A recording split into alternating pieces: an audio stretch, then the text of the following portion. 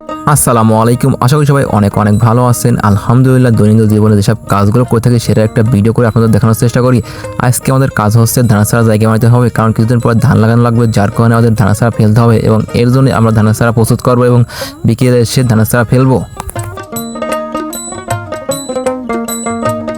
যার জন্য সকাল সকাল কিছু খাওয়া দাওয়া সেরেই আমরা চলে এসেছি আমাদের এই জমিতে। কিছুদিন আগে আমরা পাট কেটে রেখে গেছিলাম এবং এই জমিতে আমরা ধান ছাড়া দেবো, যার জন্য পাটটা একটু আগে কেটে ফেলছি।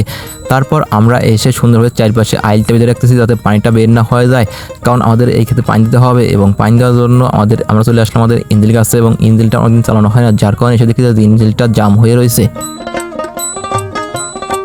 আসলে ইঞ্জিলটা জাম হয়ে থাকার কারণ হচ্ছে পাট তোলার সময় আমরা একবার পানি দিয়েছিলাম, তারপর আর পানি দেওয়ার প্রয়োজন হয় না, যার কারণে ইঞ্জিলটাও চালু করা হয় নাই এবং এর জন্যই ইঞ্জিলটা জাম হয়ে গেছে।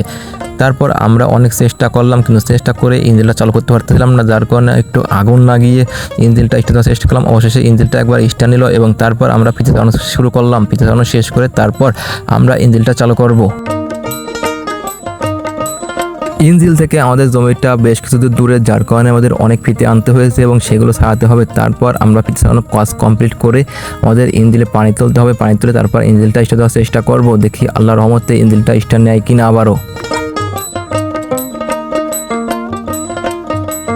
এরই মধ্যে আমাদের ফিতা ছাড়ানোর কাজ কমপ্লিট হয়ে গেছে। তারপর আমরা এক গামলা পানি নিয়ে আসলাম, কারণ আমাদের টিউবওয়েলে পানি তুলতে হবে। তারপর আমরা ইঞ্জিলের মুখটা সুন্দরভাবে এটা রাখলাম যাতে হাওয়া বাতাস না বের হয়। তারপর আমাদের ফিতাটা ভরে দিলাম এবং ভরা শেষে আমরা টিউবওয়েলে পানি তুলে আবারও ইঞ্জিলটা স্টার্ট দেবো। ইঞ্জিলের সমস্ত কাজ কমপ্লিট করে পানি তুলে আমি যখন ইঞ্জিলটা স্টার্ট, কিন্তু তখন আবার ইঞ্জিলটা জাম হয়ে গেছে এবং আমার একটু হাতে আঘাত লাগে এবং হাতটা কেটে যায়, যার কারণে ইঞ্জিনটা স্টার্ট দিতে আমার একটু কষ্ট হয়। তবে অবশেষে আমরা সফল হই এবং ইঞ্জিনটা স্টার্ট দিই, কিন্তু আবারও বন্ধ হয়ে যায়। তারপর আবারও অনেকক্ষণ চেষ্টা করার পর আমাদের ইঞ্জিনটা অবশেষে স্টার্ট নেয় এবং পানি উঠে যায় এবং আমরা আমাদের ইঞ্জিনের সমস্ত কাজ কমপ্লিট করে আমরা চলে যাব সোজা আমাদের ধানের ছাড়া জায়গা দেওয়ার সেই জমিতে। ইঞ্জিলের এইখানে টুকটাক কাজ সম্পূর্ণ শেষ করে আমরা সোজা চলে আসলাম আমাদের ধানের ছাড়া দেওয়ার জন্য সেই জমিতে এবং এসে আমাদের সুন্দরভাবে এই চারপাশে আইলটা একটু এঁটে দিতে হবে যাতে পানিটা বের না হয়ে যায়।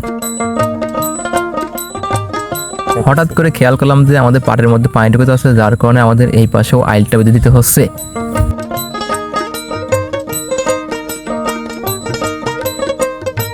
চারিপাশে সুন্দরভাবে আইলটা বেঁধে দিয়ে আমরা আমাদের জমিটা কোপানো শুরু করলাম এবং অবশেষে আমাদের জমিটা কোপানো প্রায় শেষ হয়ে গেছে। আমরা অনেকক্ষণ যাবতই এই জমিটা কুপিয়েছি, কারণ হচ্ছে আমাদের এই জমিতে পটলের আসার কোনো পথ বের হয় না, যার কারণে আমাদের এই সমস্ত জায়গা কুপিয়ে দানা ছাড়া ফেলতে হবে।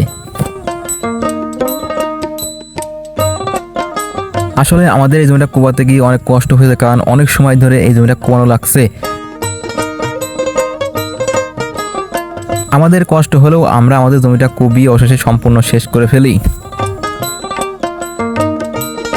সম্পূর্ণ জমিটা কোপানো শেষ করে আমরা সুন্দরভাবে জমিতে মই দিচ্ছিলাম, কারণ আমাদের এখানে ধানের ছাড়া ফেলবো, যার কারণে মাটিটা সুন্দরভাবে সমান করতে হবে। এর জন্য আমরা 3 থেকে 4 পলো মই দিয়েছি এবং অবশেষে আমরা এইটা দিচ্ছি শেষ পলো এবং এই জমিটা শেষ পলো মই দিয়ে আমরা এখান থেকে বাড়ি চলে যাব এবং বিকালে এসে ধানের ছাড়া ফেলানোর চেষ্টা করব। মই দেওয়ার সময় একটা জিনিস উপলব্ধি করলাম, কারণ আল্লাহর রহমতে তখন বৃষ্টি হচ্ছিল এবং বৃষ্টির মধ্যে কাজ করতে ভালো লাগতেছিল। অবশেষে আমরা আমাদের সম্পূর্ণ কাজ শেষ করে ফেললাম এবং সম্পূর্ণ কাজ শেষ করে সবকিছু গুছিয়ে আমরা বাড়ির উদ্দেশ্যে রওনা দিলাম। সবাই ভালো থাকবেন, আমাদের জন্য দোয়া করবেন, আমাদের ফসলের জন্য বারাকা দান করে। আসসালামু আলাইকুম।